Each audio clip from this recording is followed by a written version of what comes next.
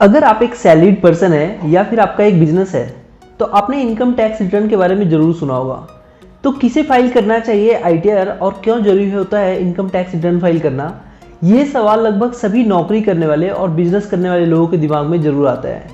तो आज की इस वीडियो में मैं आपको बताने वाला हूँ इनकम टैक्स रिटर्न के बारे में वो सब कुछ, जिससे ना सिर्फ आप इनकम टैक्स रिटर्न के कॉन्सेप्ट्स को बहुत आसानी से समझ पाएंगे बल्कि आप आईटीआर फाइल करने से होने वाले बहुत सारे बेनिफिट्स को भी जान पाएंगे।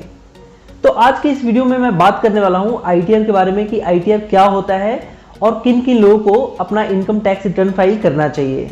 साथ ही हम जानेंगे कि आईटीआर भरने से, टैक्स रिटर्न फाइल करने से क्या क्या फायदे होते हैं, और अगर आपने अपना इनकम टैक्स रिटर्न नहीं फाइल किया है, अपना आईटीआर नहीं भरा है, तो आपको कितना जुर्माना देना पड़ सकता है। तो वीडियो बहुत इंपॉर्टेंट है, आप इसे लास्ट तक जरूर देखें। और साथ ही अगर आप इस चैनल पर नए हैं, अभी तक आपने इस चैनल को सब्सक्राइब नहीं किया तो चैनल को सब्सक्राइब कर ले और बेल आइकन को भी दबा दे। So hi friends, this is Om Singh and you are watching your on channel Aagaz talk.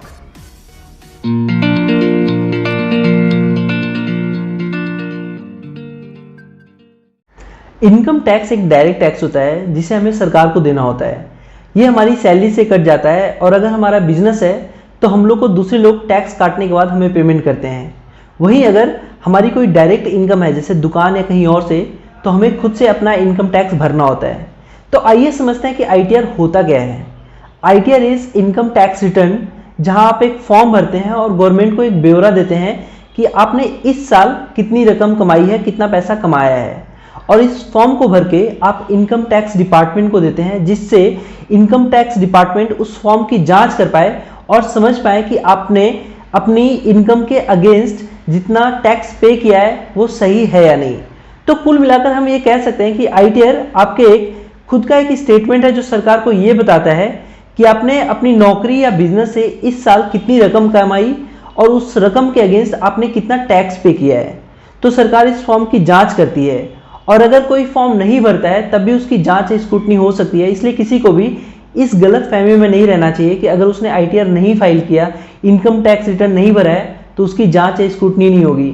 Income tax department के पास ये राइट होता है, वो जब चाहे आपके इनकम को एनालाइज कर सकती है और उसके अगेंस्ट आपको नोटिस भेज सकती है अगर उसमें कुछ भी डिफरेंसेस उनको नजर आता है। अब समझते हैं किन किन लोगों को इनकम टैक्स रिटर्न फाइल करना जरूरी होता है और क्या हम भी अपना रिटर्न फाइल कर सकते हैं। तो इनकम टैक्स एक्ट के मुताबिक सभी लोग जिनकी उम्र 60 साल से कम है और अगर उनकी एनुअल इनकम 2.5 लाख से ज़्यादा है तो उन्हें आईटीआर फाइल करना मैंडेटरी है। वहीं सीनियर सिटीजन के लिए जिनकी उम्र 60 साल से 80 साल के बीच है और अगर उनकी एनुअल इनकम 3 लाख से ज़्यादा है तो उन्हें भी आईटीआर फाइल करना जरूरी है। वहीं सुपर सीनियर सिटीजन जिनकी उम्र 80 साल से ज़्यादा है और अगर उनकी एनुअल इनकम 5 लाख से ज़्यादा है तो उन्हें भी आईटीआर फाइल करना मैंडेटरी है। वहीं कंपनी और फर्म के केस में आईटीआर फाइल करना मस्ट है, फिर चाहे इस साल कंपनी और फर्म ने प्रॉफिट कमाया हो या नहीं कमाया हो।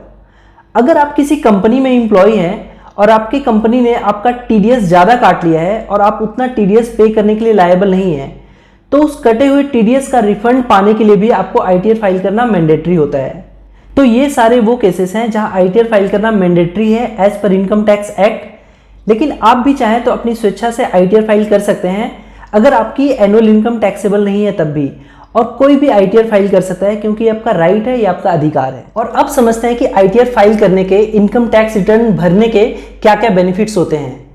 आईटीआर फाइल करने का सबसे बड़ा फायदा यह है कि जब भी आप बैंक से या फाइनेंशियल इंस्टीट्यूशन से किसी भी टाइप का लोन अप्लाई करते हैं तो आईटीआर आपकी हेल्प करता है। जब भी आप किसी फाइनेंशियल इंस्टीट्यूशन में या बैंक में housing loan, car loan, personal loan या एजुकेशन लोन के लिए अप्लाई करते हैं तो बैंक सबसे पहले आपसे आपका 3 साल का आईटीआर फॉर्म मांगता है, जिसे देखकर बैंक ये समझ पाए कि आपकी इनकम कितनी है और आप इस लोन को चुका पाने में सक्षम है कि नहीं।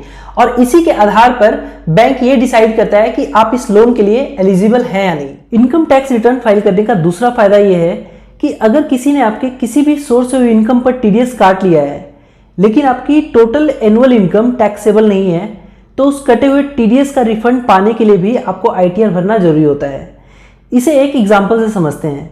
अगर आपने किसी बैंक में फिक्स डिपॉजिट किया हुआ है और उस एफडी पर आपको जो इंटरेस्ट मिला है वो इंटरेस्ट अमाउंट 10,000 से ज़्यादा का है और बैंक ने उस पर टीडीएस काट लिया है, लेकिन आपकी ग्रॉस टोटल इनकम 2.5 लाख से कम है, यानी कि आप टैक्स स्लैब में नहीं आते हैं, फिर भी टीडीएस आपका कटा हुआ है, बैंक ने आपका टीडीएस काट लिया है, तो उस कटे हुए टीडीएस का रिफंड पाने के लिए भी आपको आईटीआर फाइल करना जरूरी होता है। बिना आईटीआर फाइल किए, बिना इनकम टैक्स रिटर्न भरे आपको वो कटा हुआ टीडीएस वापस नहीं मिलेगा। आईटीआर भरने का तीसरा बड़ा फायदा यह है कि अगर आप शेयर मार्केट में ट्रेडिंग करते हैं और अगर किसी साल आपको शेयर मार्केट से लॉस हो जाता है तो आप उस लॉस को भी कैरी फॉरवर्ड कर सकते हैं नेक्स्ट ईयर के लिए और नेक्स्ट ईयर के प्रॉफिट से टैक्स एडजस्ट कर सकते हैं। आइए इसे भी एक एग्जाम्पल से समझते हैं।